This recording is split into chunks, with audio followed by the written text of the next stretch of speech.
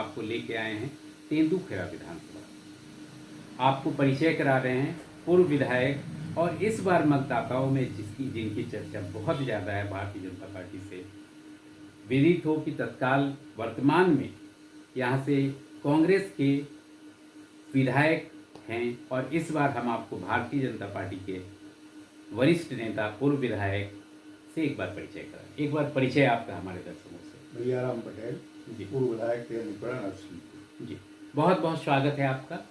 अब इस तेंदुखेड़ा विधानसभा से भारतीय जनता पार्टी किन मुद्दों पे चुनाव लड़ना चाह रही है? भारतीय जनता पार्टी के पास पार्टी ने जो विकास कार्य किए हैं जी, उन विकास कार्यों को लेकर ही जी, भारतीय जनता पार्टी विधानसभा क्षेत्र तेंदुखेड़ा में जाएगी। वो निश्चित रूप से जो विकास कार्य पार्टी ने किए हैं, जी, जनता के बीच में उनका रिस्पांस भी है, और उसके आधार पर भारतीय जनता पार्टी को निश्चित रूप से सफलता मिलेगी, ऐसा मेरा विश्वास है।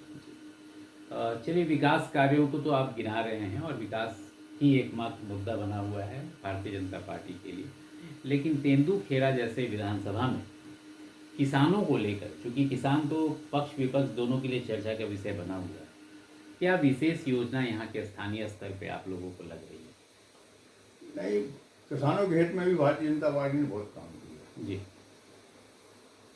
मैं जब विधायक था जी, उस समय तुअर में पाला आया था, जी, और जब मैं सर्वे पे निकला क्षेत्र में, जी, और सर्वे में क्षेत्र में निकलने के बाद मुझे लगा कि बहुत किसान की क्षति हुई जी, है। तो ऐसे आप जैसे एक पत्रकार साथी रास्ते में मुझे मिल गए, और उनको मैंने किसान की जो स्थिति थी उसके बारे में अवगत कराया। जी, उस इंटरव्यू को मुझे लगता है कि माननीय मुख्यमंत्री जी ने शायद देख लिया हो।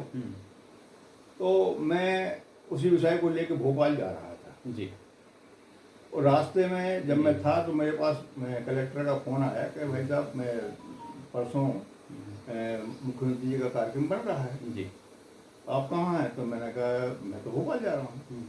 बोले आप बताएं, देखें कहाँ क्षति हुई है ज़्यादा, और इस बार हमको नियुक्त करना है, कहाँ मुख्यमंत्री जी को पहुँचाना है।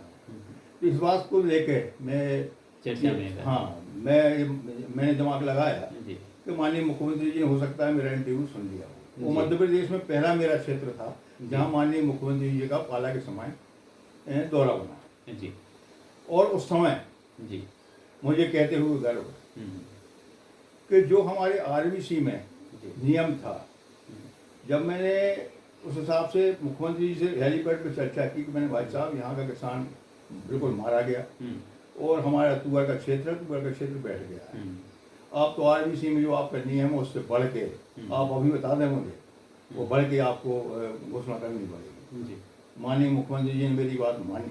इतने संवेदनशील मुख्यमंत्री हैं तो उन्होंने मेरे साथ जाके मंच पे मैंने भाषण दिया, तो मेरे और मुख्यमंत्री जी के बीच में जो चर्चा हुई थी उसको मैंने बता दिया जनता के बीच में। मेरे मन में एक भाव आया कि ऐसा ना हो कि मुख्यमंत्री जी उस बात मेरी जो चर्चा हुई उसको ना माने। तो मैंने बोल दिया, तो माननीय मुख्यमंत्री जी ने भोपाल में जाके आरबीसी में संशोधन बाद में कराया और पहले यहाँ घोषणा कर गए थे।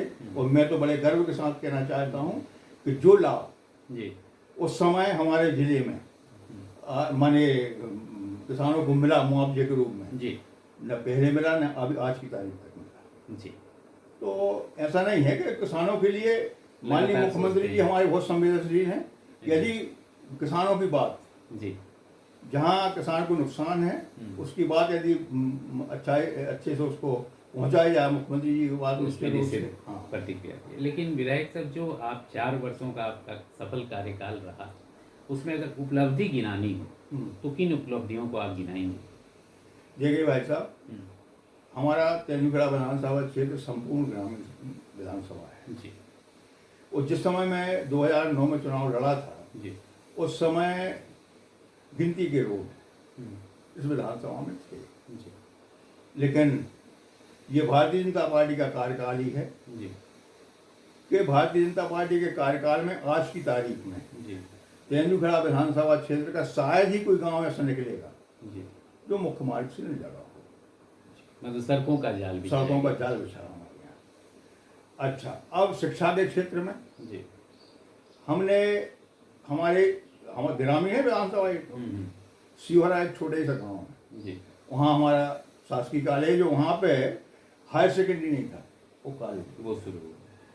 हायर सेकेंडरी मैंने दूसरे साल में कराया था। तेंदुखेड़ा में हमारा कॉलेज है, जी जबकि करेली हमारा इतना बड़ा नगर होने के बावजूद भी आज वहाँ शासकीय कॉलेज नहीं हो पाए। जी शिक्षा के क्षेत्र में भी इस विधानसभा क्षेत्र में भारतीय जनता पार्टी ने काम किए। जी स्वास्थ्य के क्षेत्र में भी मेरे समय में रोसड़ा में जी देवरी, रोसड़ा देवरी, जी माननीय हमारे संजय शर्मा जी का गांव समझ लो, जी वहाँ भी बहुत अच्छी शासकीय हॉस्पिटल शुरू की गई। हाँ शुरू की गई। तेंदुखेड़ा की हॉस्पिटल की भी प्रोग्रेस हुई, जी दोहिम भी हुई, हमारे शिवहरा में भी, माने स्वास्थ्य के क्षेत्र में भी प्रगति हाँ हुई। प्रगति हुई है। माने मुझे लगता है कि हर क्षेत्र में प्रगति हुई। हाँ इन 18 वर्षों में हमारे क्षेत्र में विकास हुआ है। जी, ये आपने सड़कों की, शिक्षा की, चिकित्सा की चर्चा की। औद्योगिक विकास की क्या संभावनाएं बन रही हैं तेंदुखेड़ा विधानसभा में, क्योंकि रोजगार के लिए औद्योगिक विकास की जरूरत है। हाँ विकास उद्योग जरूर लगना चाहिए, जी और उद्योग के क्षेत्र में तो हमारा पूरा नरसिंहपुर जिला ही पीछे है, जी उसमें भी प्रयास होने चाहिए। जी अभी हमारे गांव के पास में जानकारी मिली है, वहाँ प्लान भी हो रहा है जी, कि कोई फैक्ट्री आने वाली है। अब ये मुझे जानकारी में नहीं कौन सी फैक्ट्री लग रही है, लेकिन इसकी हाँ, संभावना इसकी संभावना है यहाँ आने वाली, और आगे भी आएगी। आगे भी उसमें हम लोग चर्चा करेंगे। आप सुन रहे हैं श्री भैया राम जी पटेल को, पूर्व विधायक, और आप दर्शक इस बार लगातार इनके नाम की चर्चा संभावित प्रत्याशी के रूप में कर रहे हैं। हम जानना चाहेंगे कि अगर आपके नाम पे पार्टी फिर से आपको निर्देश देती है चुनाव लड़ने का, तो जो तेंदुखेड़ा में बिखराव हुआ है, जो गुटबाजी की चर्चा हो रही है, उसमें कैसे फिर समन्वय बैठेगा? नहीं, ऐसा कुछ नहीं है कि हमारे यहाँ भारतीय जनता पार्टी की गुटबाजी नहीं है, जी और भारतीय जनता पार्टी का कार्यकर्ता जी निश्चित रूप से जी इकट्ठा हो जाएगा, उसमें कोई दो राय नहीं है। हमारे वरिष्ठ नेता हैं माननीय कैलाश जी, जी तो कैलाश जी के मार्गदर्शन में जी कैलाश जी में इतनी क्षमता है। और मैं तो ये कहता हूँ, जी तो भारतीय जनता पार्टी यदि नरसिंहपुर जिले में जी आज इस माने विशाल रूप में दिख रही है, तो उसमें माननीय कैलाश जी का बड़ा योगदान है। जी और कैलाश जी जैसे नेता जब हमारे जिले में हैं, जी तो निश्चित रूप से कैलाश जी के नेतृत्व में भारतीय जनता पार्टी का विकास करेगी। जो भी दिख रहा है बिखराव, जी, वो वो नहीं दिखेगा। वो पार्टी एकरूपता के साथ पूरे जिले में चुनाव जी। लड़ेगी, ऐसा मुझे विश्वास है। चलिए, पूरी एकजुटता के साथ कोई बिखराव नहीं रहेगा, चुनाव लड़ेगी। जानना चाहेंगे कि इस बार अगर सदन में आप जाते हैं तो कौन से प्रश्नों को आप प्राथमिकता से उठाएंगे इस बार? अब जैसा आपने बताया कि वास्तव में आवश्यकता है जी कि हमारे यहाँ गन्ने का क्षेत्र है, जी तो उस हिसाब से नरसिंहपुर जिले के लिए, जी मेरे विधानसभा की छोड़ो बात, नरसिंहपुर जिले के लिए यहाँ एक शासकीय शुगर मिल की आवश्यकता है। जी, शासकीय चीनी मिल हाँ शुरू होनी चाहिए। शक्कर मिल शासकीय शुरू होना चाहिए। ये यहाँ के किसानों के हित में बहुत बड़ी उपलब्धि होगी यदि भारतीय जनता पार्टी की सरकार बनती है जी और हमारी ये बात सफल होती है, तो किसानों के हित में बड़ी उपलब्धि होगी। चलिए, अंत में हमारे मतदाताओं को, जो तेंदुखेड़ा विधानसभा के मतदाता हैं, उनको क्या अपील करना चाहेंगे आप?